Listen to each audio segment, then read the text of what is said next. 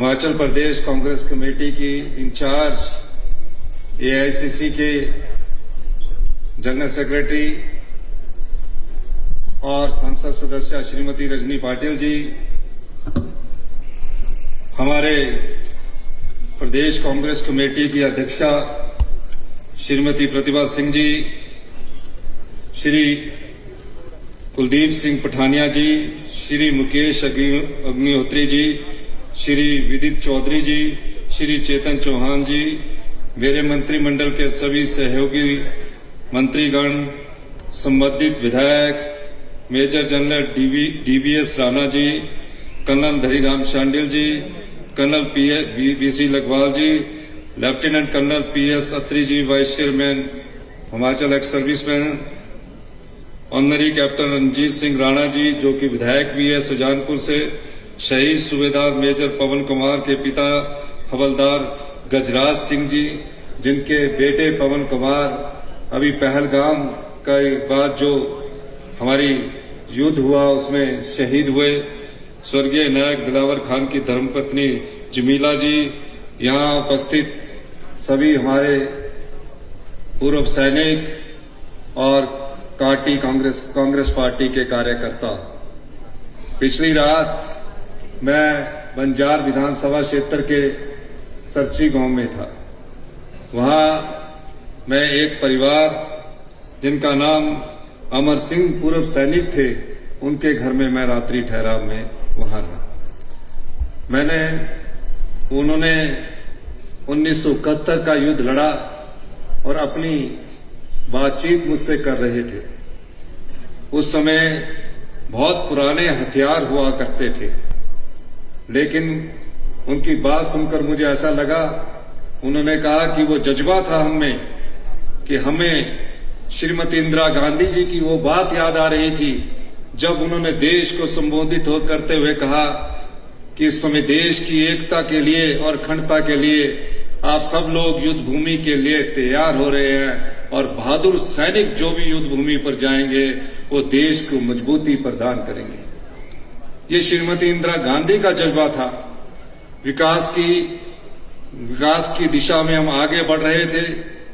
विकसित देश नहीं था, लेकिन श्रीमती इंदिरा गांधी ने जब ये देखा कि मेरा देश जो कि पूर्वी पाकिस्तान के रूप में दोनों तरफ से घिरा है, उन्होंने 1971 में युद्ध लड़ने का फैसला किया। कई प्रकार की समस्याएं आई। आर्थिक स्थिति हमारे देश की मजबूत नहीं थी, हथियार भी उतने मजबूत नहीं थे, उस टेक्नोलॉजी के हथियार भी नहीं थे, लेकिन श्रीमती इंदिरा गांधी ने इस देश के लिए युद्ध लड़ा। और जब युद्ध लड़ा तो 99,000 के करीब सैनिक को बंदी बनाया और पाकिस्तान के 2 टुकड़े किए और एक टुकड़े के रूप में जन्म हुआ तो वो बांग्लादेश था। आज जय हिंद सभा का आयोजन इसी महान सपूतों को याद करने के लिए किया गया है और उस समय किया गया जब ऑपरेशन सिंदूर हुआ। 1971 के सैनिकों को, जिन लोगों ने परमवीर चक्कर जीते हैं, जिन लोगों ने अशोक चक्कर जीते हैं, जिन्होंने कीर्ति चक्कर जीते हैं और जिन परिवारों के पति या भाई युद्ध में शहीद हुए हैं, उस जय हिंद सभा के माध्यम से हम उनको सम्मानित कर रहे हैं। और यहां से ठीक 500 मीटर की दूरी पर उस युद्ध की यादें हैं जो एडवांस स्टडी में संजो कर रखी गई है। 1971 में जब शिमला समझौता हुआ, उस समझौते की नींव जो रखी गई, वो जो एडवांस स्टडी यहां से सिर्फ 500 मीटर की दूरी पर है। हमने वहां जनसभा करनी थी, लेकिन वहां इतना बड़ा स्थान नहीं था, इसलिए पीटर हॉफ का चयन किया गया। और उस समझौते को याद करते हुए, जिस शिमला समझौते के तहत पाकिस्तान के उस समय के प्रधानमंत्री जुल्फिकार अली भुट्टो जी गिड़गिड़ाए थे और 90,000 सैनिकों को उन्होंने आजाद करवाने के लिए अपनी गुरहा लगाई थी। आज मैं ये कहना चाहता हूं कि आज कांग्रेस पार्टी एक ऐसी पार्टी है जो देश की किसी कुर्बानी के लिए तैयार है। हमारे ओपोजिशन के लीडर राहुल गांधी जी ने कहा, जब पहलगाम में 26 लोगों की नृशंस हत्या हो गई, सबसे पहले किसी व्यक्ति का बयान आया और उन्होंने प्रधानमंत्री मोदी जी से कहा कि आप इन पहलगाम में जो निशंस पर्यटकों की हत्या हुई है और जिस आतंकवादी देश ने उनका साथ दिया है उसके खिलाफ आप कोई भी ताकत का इस्तेमाल करेंगे, हम आपके साथ खड़े हैं। और राहुल गांधी जी ने हमेशा से इस बात का जोर दिया कि जो भी आतंकवाद की पनाहगाह बनाई गई है उसके खिलाफ मजबूती से जवाब देने के लिए पूरे देश की कांग्रेस पार्टी, प्रदेश की हिमाचल सरकार भी देश की सरकार के साथ खड़ी थी। सीज फायर हुआ, दुख इस बात का है कि तीसरी शक्ति आकर ट्विटर पर यह कहती है कि मैंने युद्ध समाप्त कर दिया। युद्ध समाप्ति की बात नहीं है, ये देश के गौरव की बात है। युद्ध समाप्त करना देश की तीनों सेनाओं के द्वारा तय किया जाना चाहिए था, जबकि प्रधानमंत्री मोदी जी ने कहा था कि हमने तीनों सेनाओं को खुली छूट दी है, समय भी वो तय करेंगे, युद्ध का वक्त क्या होगा, हथियार भी वो इस्तेमाल करेंगे। और देखिए, तीनों सेनाओं ने अपने अचूक हथियारों से पाकिस्तान को सबक सिखाया, लेकिन जब युद्ध समाप्ति की बारी आई तो तीनों सेनाओं के जो हमारे तीनों सेनाओं के जो जनरल थे उनको विश्वास में न लेकर तीसरे देश के राष्ट्रपति युद्ध को समाप्ति की बात करते हैं। श्रीमती इंदिरा गांधी जी के समय ऐसा कभी नहीं हुआ था। तब तो उनका 7वां बेड़ा भी हमारे समुद्र में आ गया था। श्रीमती इंदिरा गांधी ने तो कभी हार नहीं मानी, क्योंकि कांग्रेस पार्टी की जो नीति है वो देश की और एकता और अखंडता के लिए बनी है। आज भी आप देख लीजिए, आजादी के बाद इस देश की एकता और अखंडता के लिए किसी पार्टी ने बलिदान दिया है? 70 साल देश की आजादी को हो गए, कोई भी दूसरे दल का एक नेता बता दीजिए जिसने देश की एकता और अखंडता के लिए बलिदान दिया हो। श्रीमती इंदिरा गांधी थी जिसने पूर्वी पाकिस्तान को अलग करके बांग्लादेश बनाया। उन्होंने देश की एकता और अखंडता के लिए अपने प्राणों का बलिदान दिया। वो कल्पना भी नहीं कर सकती थी कि सुबह का नाश्ता करके जब घर के दरवाजे की चौखट से बाहर निकलेगी तो उनके अंगरक्षक उनकी छाती में गोलियां दाग देंगे और अंत में उनके जुबान से कौन से शब्द निकले? उन्होंने अंतिम सांस लेते ये कहा, जय हिंद। वो कुर्बानी थी देश के लिए। देश का प्रधानमंत्री देश की एकता के और अखंडता के लिए बलिदान देकर हमें सबको छोड़कर चला गया।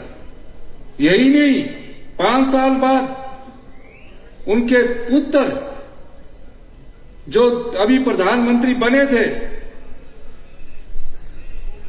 देश की एकता और अखंडता के लिए बलिदान देकर चले गए। यही नहीं पता लगा कि उनकी टांग कहां गिरी, धड़ कहां गिरा, सिर कहां गिरा। छत्तीसगढ़ में कांग्रेस पार्टी के नेता आतंकवादियों के, नक्सलवादियों का शिकार हुए। साथ लगते पंजाब में सरदार वीरेंद्र सिंह जी इस देश की एकता और अखंडता के लिए बलिदान हो गए। कांग्रेस पार्टी के कितने ऐसे नेता हैं जो देश की एकता और अखंडता के लिए बलिदान देकर हम सबको छोड़कर चले गए? दूसरी कोई भी ऐसी पार्टी नहीं है। लेकिन आज भी हम देश की एकता और अखंडता के लिए उसी तरह मजबूती से खड़े हैं जिस मजबूती से हमें तीनों सेनाओं का साथ देने की जरूरत होगी। हमारी नेता श्रीमती सोनिया गांधी, राहुल गांधी जी और हमारे कांग्रेस पार्टी के सभी नेताओं की ये दिशा निर्देश होते हैं कि जहां भी कुर्बानी देने की बात है, कांग्रेस के कार्यकर्ताओं को आगे आना चाहिए।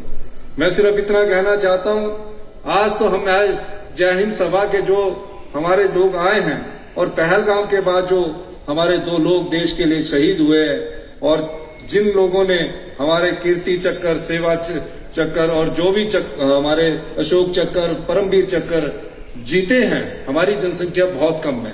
4 परमवीर चक्र और 2 अशोक चक्र जीतने वाला ये प्रदेश जो देश की एकता और अखंडता के लिए हमेशा कुर्बानी देने को तैयार रहता है, इस बात का उदाहरण है जिस प्रकार के परमवीर चक्र और अशोक चक्र हमने जीते हैं। इस जनसभा में आज हमारे बीच यही कहने को है कि हमें जब भी देश की एकता और अखंडता के लिए जरूरत होगी, हम सब लोग एकजुटता से साथ देश के साथ खड़े हैं। इन्हीं शब्दों के साथ जय हिंद, जय भारत, भारत माता की, दोनों हाथ खड़ा करके भारत माता की, भारत माता की, जय हिंद, जय भारत। देशभक्ति का जज्बा जगाने के लिए आपके अतुलनीय शब्दों के लिए आभार व्यक्त करते हैं। सेना के शौर्य को सम्मान देने के इस क्रम को हम पुनः शुरू करते हैं।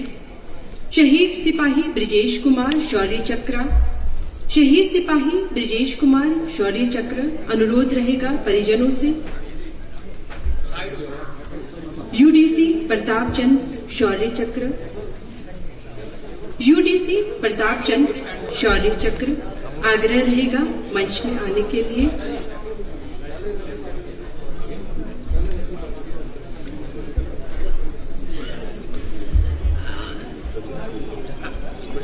आपसे कृपया अनुरोध है आप अपने स्थान पर ही रहें।